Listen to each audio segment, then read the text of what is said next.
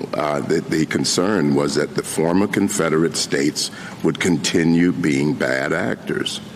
And the effort was to prevent them from doing this. And you're saying that, well, this also authorized states to disqualify candidates. So what I'm asking you for, if you are right, what are the examples? Well, Your Honor, the examples are states excluded many candidates for state office, individuals holding state offices. We have a number of published cases of states considering that. I understand that. I understand the states controlling state elections and state positions. What we are talking about here are national candidates.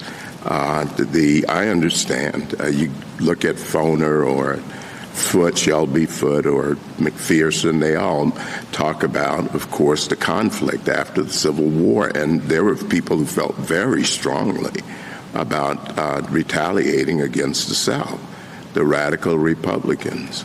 But they did not think about authorizing the South to disqualify national candidates.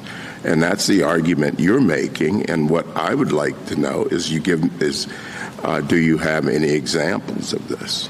Many of those historians have filed briefs in our support in this case, making the point that the idea of the 14th Amendment was that both states and the federal government would ensure rights, and that if states failed to do so, the federal government certainly would also step in. But I think the reason why there aren't examples of states doing this is an idiosyncratic one of the fact that elections worked differently back then. States have a background power under Article 2 and the 10th Amendment to run presidential elections. They didn't use that power to police ballot access until about the 1890s. And by the 1890s, everyone had received amnesty and these issues had become moot. So I don't think